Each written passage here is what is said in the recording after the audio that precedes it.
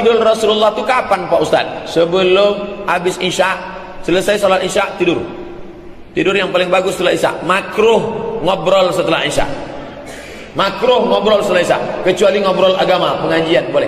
Habis itu bangun dia tengah malam, sepertiga malam, maka kemudian dia pun sholat tahajud. Habis itu dia berbaring-baring, lalu kemudian menanti azan subuh. Tidur malam dan tidur siangnya berapa lama? Agak-agak lah itu. Jadi kalau tidur jam 8 Isya, 9, 10, 11, 12, 1. Lalu kemudian setelah itu dia sholat. Menjelang sholat subuh dia baring-baring, ittija, berbaring-baring. Lalu kemudian itu datang Bilal. Ya Rasulullah, sudah boleh iqamat? Ya, karena Nabi sholat qobliyahnya di kamarnya. Bilal manggil dia, ya Rasulullah sudah boleh iqamat? Iqamat Bilal, baru dia. Siangnya qailulah. Qailulah itu dua riwayat, satu sebelum zuhur, satu setelah zuhur. Yang membuat sebelum zuhur, oke, agak-agak 1 jam, setengah jam tidur bagus. Saya sudah tanya ke Pak Dokter, Pak Dokter gimana tentang tidur qailulah? Oh bagus sekali Pak Ustaz. Ustaz kalau mau sehat fit, tidur qailulah sebelum zuhur atau setelah zuhur.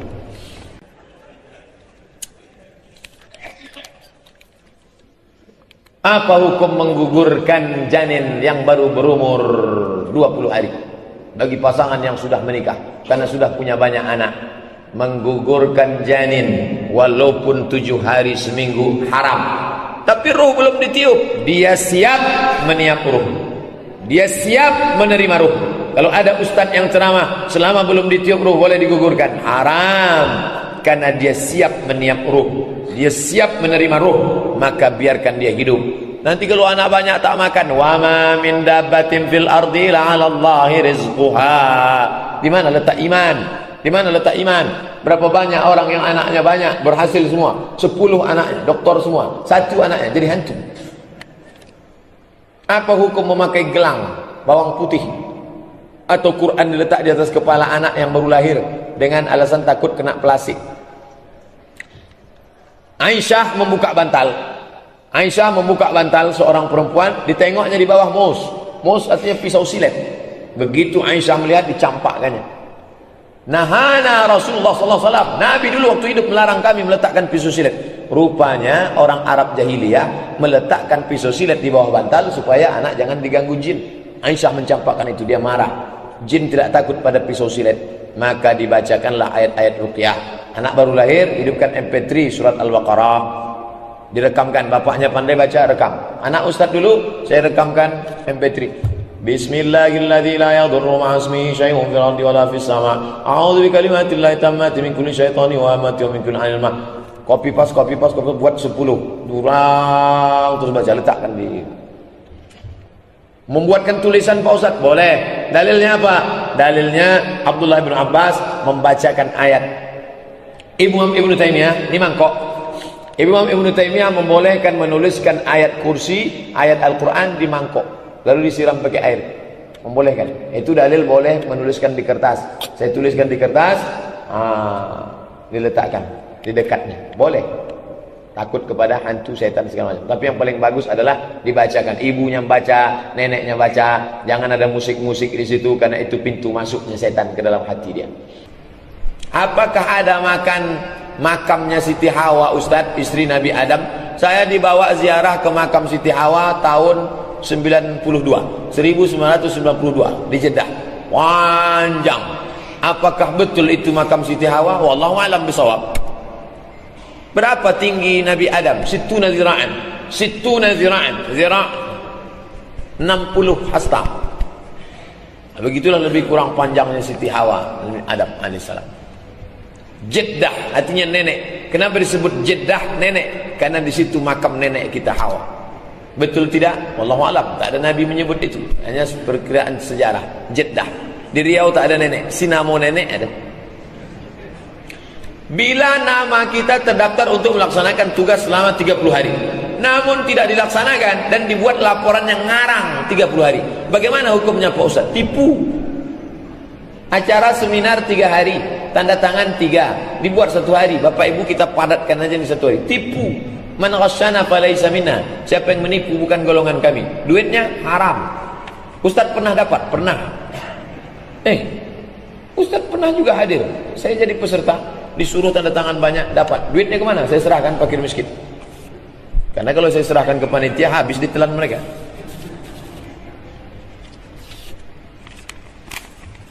Apa boleh masbuk saat sholat Jumat? Masbuk itu bukan pilihan. Nanti kalau saya bilang boleh, masbuk terus dia. Masbuk itu darurat, keadaan. Nanti kalau masbuk, nyantai dia di kantor. Tak ke masjid, nanti masih ada 2 rakaat lagi, santai. Oh, datang sholat Jumat cepat-cepat. Andai macet total sampai ke masjid tiba-tiba masbuk, itu lain ceritanya. Karena suatu khatib ceramah jamaah sakit perut. Oh, sakit perut, pergi ke WC, maka kemudian dia masuk sampai ke masjid, lalu kemudian imam sedang tasyahud. Kalau orang datang ke masjid sholat Jumat, imam sedang tasyahud, berapa dia ganti? 4 rakaat. Tegak dia, digantinya 4. Sampai ke masjid, imam sudah salam. Gimana? Sholat zuhur. Jumat digantikan dengan zuhur. Nah, ini tentang masalah bagi orang yang ketinggalan sholat Jumat. Kenapa di surga ada penjelasan para bidadari? Apakah ada bidadara? Itulah beda laki-laki dengan perempuan. Perempuan itu kesetiaannya hanya ada pada satu laki-laki. Makanya banyak perempuan setelah suaminya meninggal sampai mati dia tak nikah lagi. Ibu kan masih cantik, kenapa ibu tak nikah lagi? Walaupun papa sudah lama meninggal, tapi dia tetap hadir di hati ayah adinda. Kenapa? Karena perempuan tidak bisa poli. Perempuan itu kodratnya mono. Beda dengan laki-laki. Laki-laki masih ada pun bininya tengoknya bini orang lain. Nah, maka kalau ada perempuan bertanya ke saya, Pak Ustadz, suami saya nanti di surga dapat perempuan, masa saya nggak boleh dapat anak muda? Ibu tak masuk surga, karena orang macam ini otaknya tak masuk surga. Perempuan itu kesetiaannya luar biasa, sampai mati dia tetap satu. Oh, itu bedanya. Laki-laki setia. Binatang yang paling setia di dunia buaya. Makanya orang Betawi kalau nikah itu pakai roti buaya. Saya ngantar kawan saya nikah pakai roti buaya. Saya tanya, loh, ini kok pakai roti buaya? Ustaz, roh buaya ini paling setia sampai mati tak pernah selingkuh. Kalau dia di laut, waktu naik ke darat, disitulah dia muncul masalah. Assalamualaikum Pak Ustaz, ana mau tanya, ana ada ikut pengajian di masjid dan kata Ustaz tersebut kalau usus sapi atau kerbau tak boleh dimakan. Apa betul Pak Ustaz? Mungkin dia pantang jeroan. Ususnya halal dimakan, boleh dengan syarat dicuci bersih, jangan sampai ada najis, cuci bersih. Saya kalau usus masih ada hitam-hitamnya tak lalu saya makan. Bagaimana cara membersihkannya? Pakai kapur sirih. Kapur sirih bersih putih, setelah bersih baru digulai. Masuk pula kita sedikit tentang makanan. Waktu sholat sudah masuk tapi kita masih di perjalanan. Bolehkah waktu mengerjakan sholat dikerjakan sholat sunatnya dulu baru wajibnya Pak Ustadz? Boleh. Sholat sunat tidak dilaksanakan pada saat safar. Pada saat musafir jangankan sholat sunat.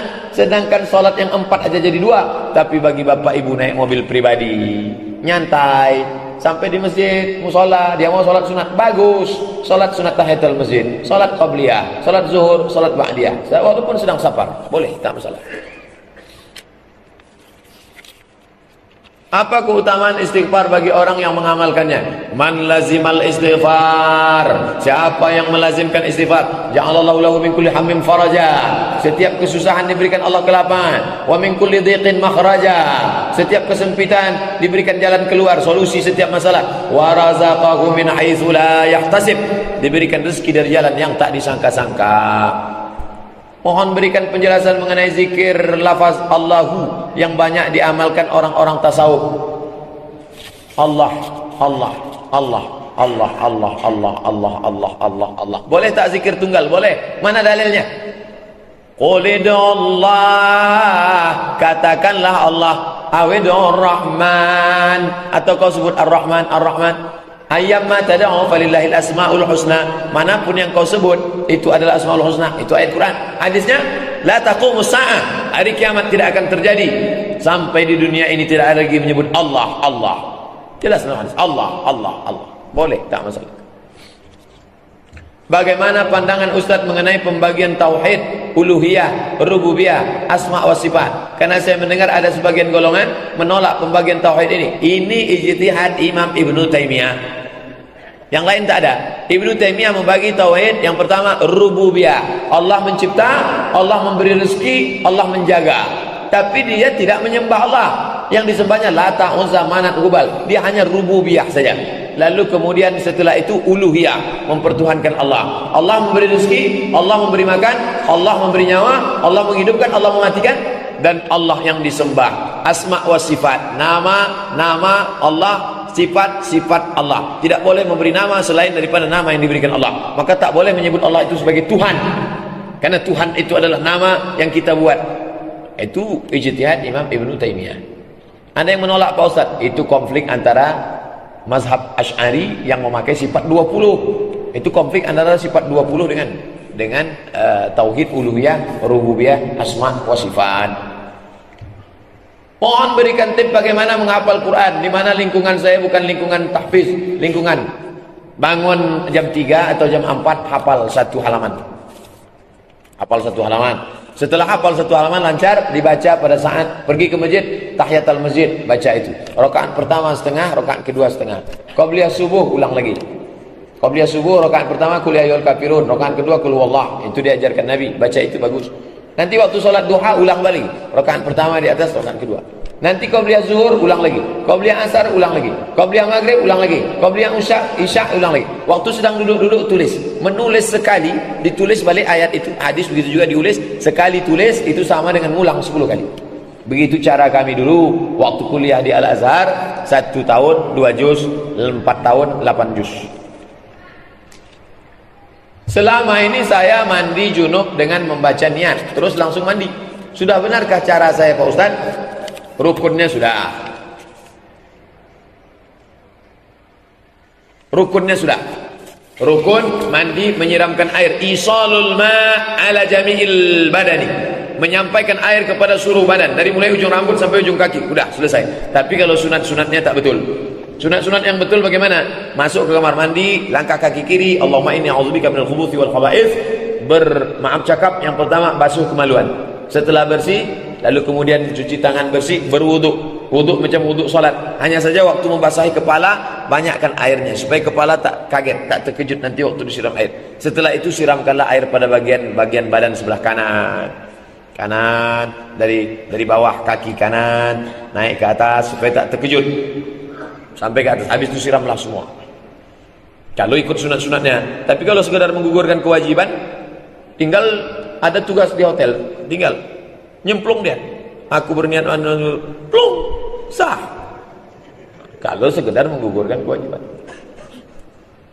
Hilang hadas besar, hilang. Mandi di Sungai Siak, buangan hadas besar, orangnya hilang sekali. Apa hukumnya berhubungan dengan istri yang belum mandi wajib setelah haid? Padahal haid telah selesai. Selesai, maaf cakap. Ini masalah fikih. Selesai haidnya. Lalu kemudian belum mandi. Suaminya mau berhubungan. Boleh apa tidak boleh? Dua pendapat. Pendapat yang pertama, hatta yatahur. Tidak boleh kamu berhubungan dia sampai dia suci. Itu pendapat pertama. Asal dia suci, makna suci di situ berhenti haidnya. Walaupun dia belum mandi, boleh. Pendapat yang kedua, hatta yatahharna, sampai dia suci dan dia bersuci. Ini pendapat yang kuat nomor 2. Sampai dia suci, makna suci berhenti haidnya, dan dia bersuci, dia sudah mandi. Saya pilih pendapat yang kedua, lebih selamat. Tapi saya tak menyalahkan orang yang pendapat pertama, karena ada pendapat ahli fikih yang membolehkan. Asal sudah berhenti, walaupun dia belum mandi, dia suci. Walaupun belum bersuci. Bedakan antara suci dan bersuci. Suci berhenti haid, bersuci mandi besar. Bagaimana hukum imunisasi pada bayi? Saya pernah mendengar kandungan ada enzim babi. Pendapat yang membolehkan anak katanya darurat tingkat tinggi. Nanti kalau tidak disuntik anak ini akan begini bla bla bla bla bla bla bla bla. Untuk kepastiannya tanya dokter. Bahaya tak? Saya hanya menjawab hukumnya. Bahaya tak bahayanya tanya dokter Suhaimi. Beliau yang mengkaji masalah anak. Atau pergi ke rumah sakit ibu dan anak. Rumah sakit ibu dan anak, rumah sakit Zainab. Ingat ibu, ingat anak, ingat Zainab. Tanya ke dokter di sana, dokter Amru, tanya dokter Ibu, dokter Diana, bagaimana nih Bu tentang ini? Adapun masalah hukumnya, kalau dikhawatirkan antara cacat, mati dengan babi. Boleh memilih babi daripada cacat dan mati kalau memang dapat dipastikan. Anak Ustadz sendiri, istri saya nanya waktu kemarin imunisasi, ini anak kita imunisasi apa tidak? Tak usahlah, nanti kalau anak kita ini bodoh, aku dulu tak imunisasi, tak bodoh-bodoh betul. Ustadz tak imunisasi dulu? Tidak. Dari mana Ustadz tahu? Saya tanya mak saya, mak aku dulu imunisasi atau tidak? Tidak. Kita ini orang kampung, asal datang dokter lari kami tunggang langgang bawa kau ke hutan. Jadi saya ini tak pernah disuntik dari kecil. Ustadz, saudara saya dulunya masuk polisi dengan sogok. Bagaimana agar dosa tersebut, saya pernah mendengar, terhapus? Bagaimana supaya terhapus Pak Ustadz? Sogok ini dua jenisnya. Kalau dia cacat, giginya berlubang, lalu bisa ditipu-tipu tak sehat, bisa tipu di sogoknya. Dengan sogok itu dia lulus, maka dia mesti resign, dia mesti berhenti, dia mesti pensiun dini. Karena dari mulai dia kerja sampai dia pensiun itu haram. Ini contoh pertama. Yang kedua itu dia sehat, tingginya cukup, giginya sehat, semua bersih, tak ada tatu, telinganya tak bersih, lulus dia. Hanya saja setelah dia lulus datang orang minta, kamu sebetulnya udah lulus, tapi kamu bisa saya batalkan, kasih berapa? Nah ini dia tak perlu resign. Karena itu memang hak dia berhak menerima itu. Bedakan antara. Jadi jangan nanti katakan somad membolehkan sogok. Enggak, sogok terbagi kepada dua. Kalau jenis yang pertama tak boleh. Kalau jenis yang kedua maka dia tak perlu resign. Tengok jenisnya, jenis yang kemana? Ustadz, bagaimana Ustadz status tempat masjid di mana biaya pembangunannya berasal dari anggaran APBD? APBD itu punya kita. APBD Riau itu punya orang Riau. Justru kita ini rugi. Rugi kenapa? Karena barang kita tidak dinikmati oleh kita saja. 4 provinsi di Indonesia penyumbang APBN terbesar. APBN negara kita yang kaya raya, Gemah Ripah Lojunawi, Tokat dan Batu Jadi Tanaman, itu 4 provinsi penyumbang terbesar. Salah satu penyumbang terbesarnya Riau. Jadi kalau kita dapat APBD, itu limpahan punya kita sendiri, ditarik sebesar-besarnya ke pusat. Nah, diturunkan sedikit saja, sisanya dibagilah sampai kemana-mana, ke Papua, Jawa Timur, Jawa Barat, tempat yang susah-susah, daerah timur. Itu dari kita semua, itu kita penyumbang. Jadi kalau kita bangun, itu uang kita, milik kita. Kenapa kita tak boleh? Sedangkan sumber APBD itu sendiri diambil kita dari pendapatan campur, ada itu ini segala macam, dari milik kita. Adapun pajak segala macam, pajak diskotik, pajak itu tak kemana-mana perginya, untuk jembatan, untuk ini. Maka milik kita yang terbesar, minyak kita, gas punya kita, kelapa sawit pajak di atas, pajak karet, pajak itu segala macam. Tidak ada, sampai 33 provinsi, 29 itu mendapat limpahan dari kita. Halal, punya kita. Jangan sampai kita mau mengambil APBD. Kalau kita tak mengambil, masjid-masjid Bapak yang belum mengurus tidak dapat bantuan kalau masjid itu tidak punya surat. Itulah hebatnya mereka. Mereka mengurus sampai yayasan Menhukham, Kementerian Hukum dan HAM. Ketika turun dana, masjid bawa proposal tak diterima. Kenapa? Yayasannya mana? Mereka mengurus yayasan lengkap, SKB 3 menteri urus, yayasan urus. Ketika dapat kucuran dana, mereka dapat, kita tak dapat. Urus.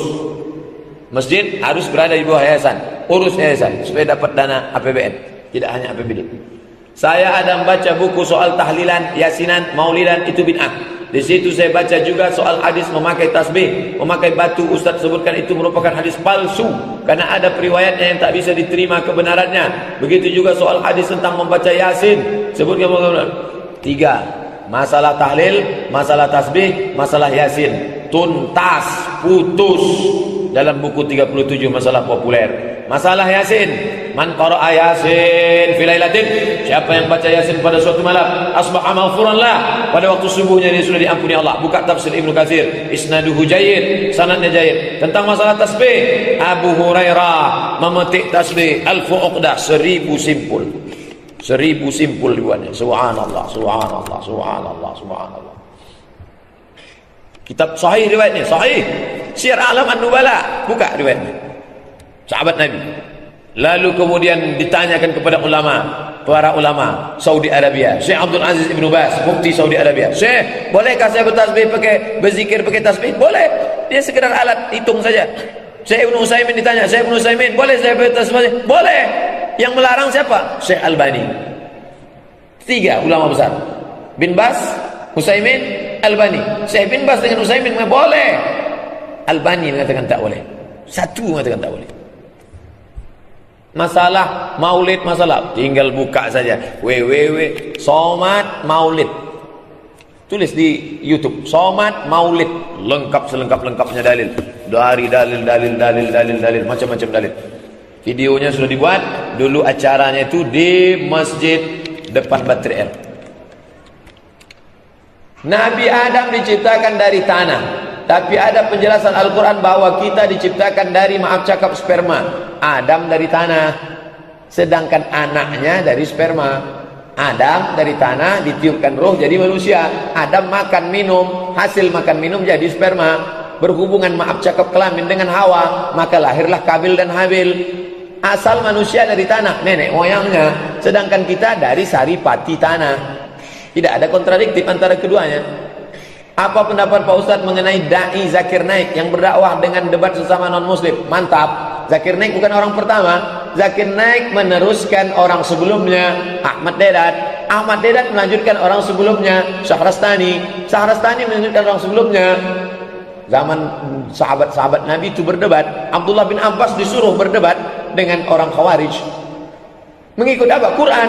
Ud'u ila sabili rabbik, ajak mereka ke jalan Tuhanmu bil hikmah wal mau'izatil hasanah wajadilhum, debat billati ahsan, debat dengan cara yang baik. Kenapa Dajjal ada gelarnya Al-Masih? Tolong jelaskan Pak Ustaz. Al-Masih itu kan Isa. Al-Masih orang yang diusap.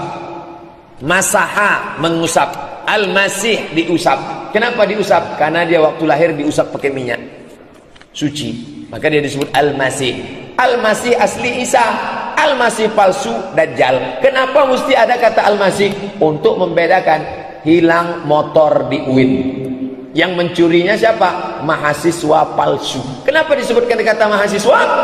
Untuk membedakan antara mahasiswa asli dengan mahasiswa palsu. Karena gayanya macam mahasiswa, pakai tas, pakai sepatu, rupanya mahasiswa palsu. Begitu juga dengan ini, gayanya macam Al-Masih asli. Ditunjuknya langit, ya sama emtiri, turunkan hujan, turun hujan. Ditunjuknya bumi, tumbuhkan tanaman, tumbuh tanaman. Ditunjuknya orang mati, ya mayat, tegak, tegak lagi orang bisa hidup.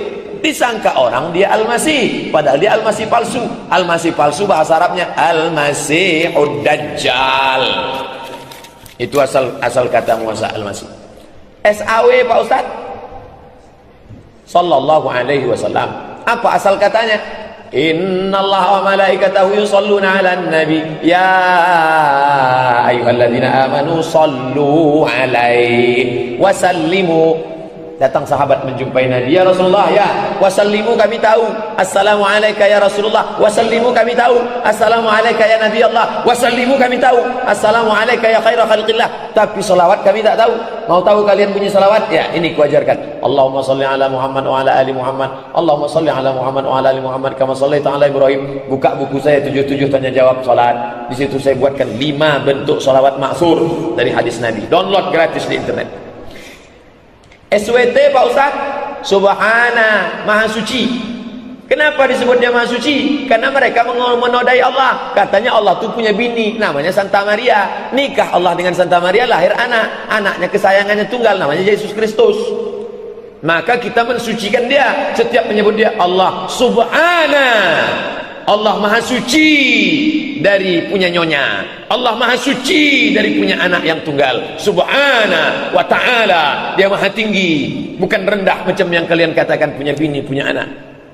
Subhanahu wa ta'ala, itu maknanya. Kenapa kita mesti sebut subhanahu wa ta'ala? Apa benar anak kecil yang baru lahir suka melihat ke atas itu melihat kakaknya, dan sebaiknya kakak anak bayi itu dikubur menggunakan lilin? Tak ada. Adapun plasenta, adapun itu tidak diatur dalam Islam. Mau dicampakkannya ke sungai, mau ditanamnya, yang pula ditanam di situ, diletakkan lilin, nanti dia mau menengok malam-malam, kasihan dia gelap Pak Ustaz, segala macam. Tak ada. Itu tradisi nenek moyang, animisme, dinamisme. Mau dicampak, mau dibakar, mau diapa. Anak Pak Ustaz, di mana Ustaz letak? Saya pun tak tahu entah kemana saya taruh itu. Saya punya tetangga, dia punya anak memiliki indera keenam. Dari kecil hingga sekarang dia sering melihat makhluk halus. Anak yang bisa menengok genderuwo, jembalang tanah, suster ngesot, hantu belau, itu bukan punya indera keenam. Anak itu dimasuki setan. Anak itu masuk jin ke matanya. Jin itu terbagi dua. Ada yang jin nenek moyang dulu punya MOU dengan datuk kita. Mati datuk kita, datang dia ke ayah kita. Mati ayah kita, datang dia ke kita. Kita sering pengajian, dia tak bisa masuk dia ke anak kita. Anak kita bisa nengok hantu. Datang pula bertanya, tak mau tanya ke ustaz, dia bertanya pula ke hantu.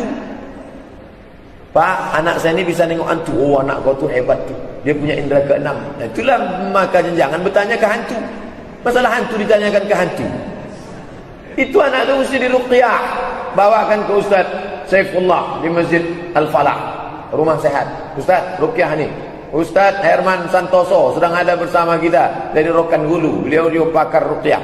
Bacakan ruqyah, hilang insyaAllah. Ada anak jamaah kita, anak pertama asal masuk ke rumah nampaknya hantu bergantung-gantungan, hantu. Ruqyah, di ruqyah anak pertama turun hantu itu ke anak kedua. Di ruqyah anak kedua baru hilang. Itu hantu setan.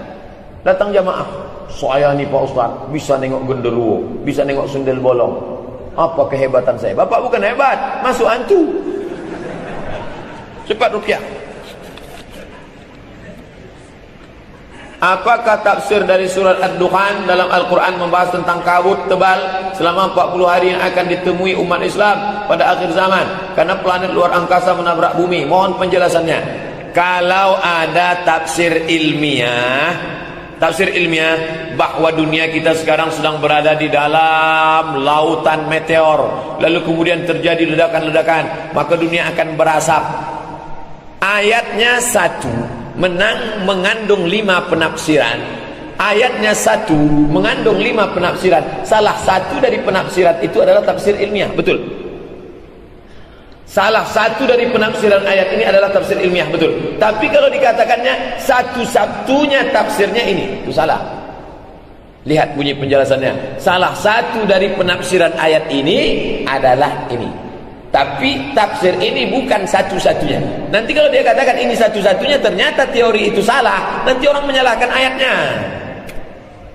Itu mesti dipahami dengan baik. Semoga Ustaz dan keluarga selalu dalam lindungan Allah. Amin ya rabbal alamin. Apa pandangan Ustaz tentang hadis deja vu? Apa deja vu?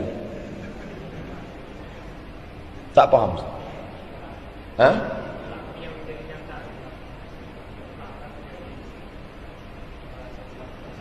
Pernah terjadi bahwa dia melihat dalam mimpinya. Apakah dia tidur dalam tidurnya? Terjadi ternyata besok malam tadi dia mimpi. Saya pergi ke suatu tempat. Apa kata dia? Saya pernah jumpa dengan saya pakai peci putih, pergi ke suatu tempat, saya pakai peci putih. Ustaz, saya pernah nengok Ustaz. Di mana? Dalam mimpi saya. Tapi tak macam ini. Dalam mimpi kamu macam mana saya waktu itu? Ustaz pakai peci hitam, pakai koko.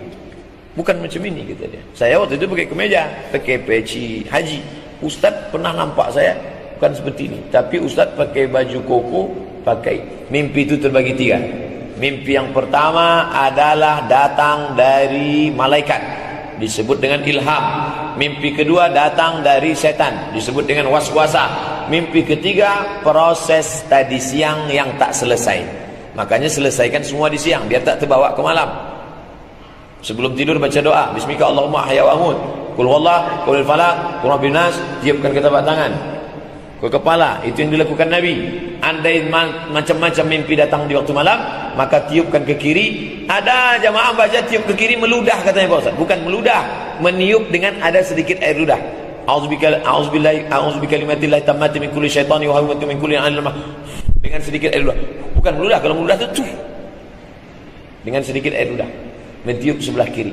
Andai terjadi, bisa saja terjadi. Bagaimana membedakan dia dari malaikat dengan dari setan? Datang rasa takut, datang rasa cemas, lalu kemudian menjadi bahan pembicaraan.